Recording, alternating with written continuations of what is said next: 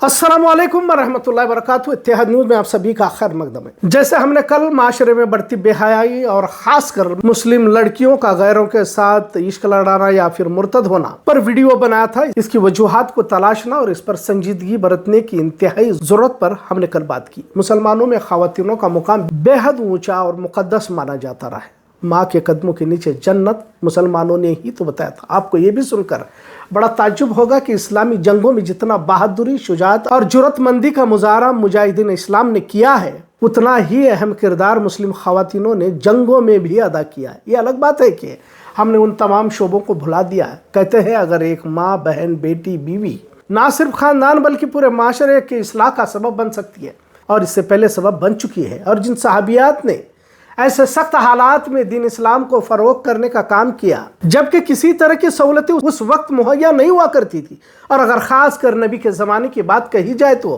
कितना पाकीज़ा माहौल, कितनी पाकीज़ा तहजीब थी जिसको खुशबू को आज भी महसूस किया जाता है। कहते हैं माँ बच्चे के लिए पहला मदरसा हुआ करता है। माँ की गोद से ही बच्चे इस समाज के लिए खिदमत अंजाम देने वाले लीडर कौमी मुजाहिद बनाते हैं, वक्त के मुजद्दिद बनाते। यकीनन माशरा दौर फितन से गुजर रहा है, पर महज इस पर तबसरे करने से तो कुछ हासिल नहीं होने वाला। इसे कैसे बेहतर बनाया जा सकता है? जदीदियत के नाम पर हमने फैशुरियानियत को आम कर दिया है। खैर, एक बार फिर माजी के उन औराक को पलटने की कोशिश करते हैं जहां पाक दामन ख़वातीनों ने कैसे इस्लाम दीन की फ़रोग़ के लिए क़ुरबानियाँ पेश की। इसका तज़किरा तबसरा इसलिए भी ज़रूरी है क्योंकि ईमान की धीमी होती रफ्तार रमक आज गुनाहों से बाज आने नहीं दे रही।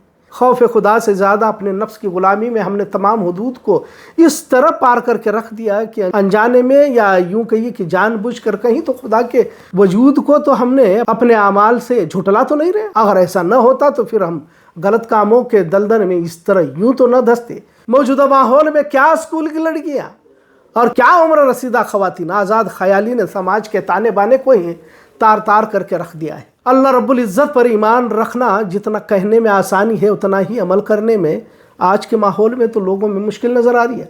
सब्र और शुक्र के दरमियान ईमान को तलाशना था, पर ना तो सब कुछ होने के बावजूद हम शुक्र अदा करते हैं और ना ही थोड़ी सी मुश्किलात पर सब्र का मुजाहरा करते हैं। दुनिया की रविश पर हम सवार होकर जदीदियत और तेज़ रफ्तार ज़िंदगी के रेस में हलाल हराम की तमीज़ किए बगैर बस दौड़ रहे हैं, और जब तमाम पूरे के पूरे इसी के आदी होने लगे तो फिर समाज माशरे में बेहयाई को आम होने से रोकना भी मुश्किल हो जाता है, और मुश्किल नज़र भी आ रहा है।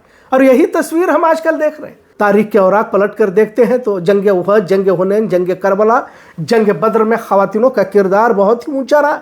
ज़ख्मियों की मरहम पट्टी करना, ज़ख्मियों को पानी पिलाना, घोड़ों की देखभाल करना, घोड़ों के ज़ख्मों की मरम्मत करना, यहाँ तक तलवारों को तेज़ करने का काम यही मुस्लिम ख़वातीन किया करती थी।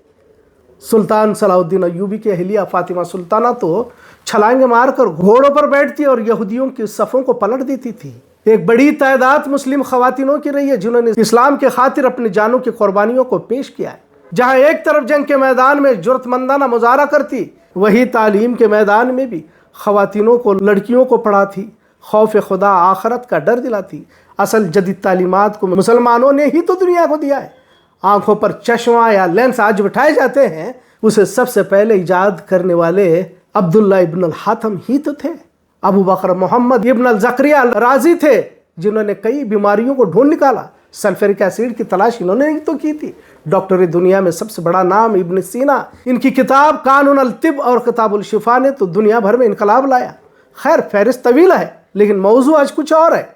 आज मुस्लिम साइंटिस्टों पर बोलने का नहीं है, बल्कि मुस्लिम ख़वातीनों ने समाज को बेहतर और शफाफ माहौल के लिए क्या क्या किया, किस तरह की कुर्बानियाँ पेश की, आज मुसलमानों ने क्या दिया का सवाल करने वाले बहुत हैं, पर मुसलमानों ने ही इस दुनिया को जदीदियत से आरास्ता किया है। इस पर एक अलग वीडियो बन सकती है जिसे जल्द आपके सामने हम लाने की कोशिश करेंगे। खैर, भारत में इस्लाम वैसे सहाबा के दौर में ही आया था जिसकी कई मिसालें देखने को मिलते हैं, कई दलाइल भी मौजूद हैं। गुजरात भरूच में आज भी बैतुल मक़दिस की तरफ रुख करके नमाज अदा करने वाली मस्जिद मौजूद है, तो केरला में चरामन जुम्मा मस्जिद जो साहबी रसूल के वक्त की मौजूदगी जाहिर करती है। खैर, तारीख के औराक में उम्मे अतिया रज़ियल्लाहु अन्हा का नाम सर फहरिस्त है। वैसे तो सैकड़ों वाक़ये मौजूद है, लेकिन उम्मे अतिया जिनका नाम नसीबा बिन्त काब था, पर उन्हें उम्मे अतिया के नाम से ही जाना जाता है। मदीना के ऊंचे खानदान से इनका ताल्लुक रहा, लेकिन जो जुर्रतमंदी का मुजाहरा इन्होंने जंग उहद, जंग हुनैन, जंग खंदक में पेश किया, जिसकी मिसाल नहीं है। जंग के मैदान में हमेशा सरगर्म रहती,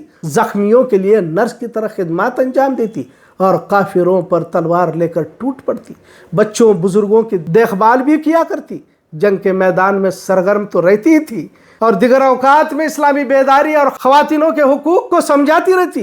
अल्लाह के हुक्मों को संजीदगी से खवातीनों के सामने रखती और दीन की तरफ उन खवातीनों को रागिब करती। आज जो नज़ारा मुस्लिम खवातीनों का देखने को मिल रहा है, इनके सामने उन मुस्लिम जंगजू खवातीनों का तस्करा ज़रूरी है, जिनके कुर्बानियों के बदौलत हम तक दीन पहुँचा है। किस तरह अपने शौहर के खिदमत अंजाम दिया करती थी, किस तरह अपने अड़ोस पड़ोस से रवैया रखती थी। हम देखें किस तरह का रवैया रखते हैं, रिश्तेदारों में हम किस तरह से बर्ताव करते हैं और रिश्तेदारों में कैसे हुस्न सलूक वो लोग किया करते थे। किस तरह एक समाज को मोहब्बत अखवत की लड़ी में पिरोने की जद्दोजहद में रहती। ऐसा नहीं कि सिर्फ इसी तरह महदूद कामों को अंजाम देती, घर की सफाई से लेकर बच्चों की तरबियत का ख्याल रखती। तब जाकर समाज के मुजाहिदीन, माशरे के कायद इनकी कोख से पैदा हुए। किस तरह की जुर्रतमंदी इनमें पैवस्त थी कि जब जंग यरमूक में काफिरों का लश्कर हावी हो रहा था, खालिद बिन वलीद के जेर निगरानी ये जंग थी, तो दीगर कमांडर अबू उबैदा इब्नुल जर्रा, अम्र बिन आस और यजीद इब्न अबू सुफियान थे। बड़े मुजद्दिद, बड़े जंगी साहबी। उस वक्त की super power Roman Empire Byzantine की आर्मी 1.5 लाख से भी ज्यादा की फौज थी और मुसलमान सिर्फ 20,000 थे।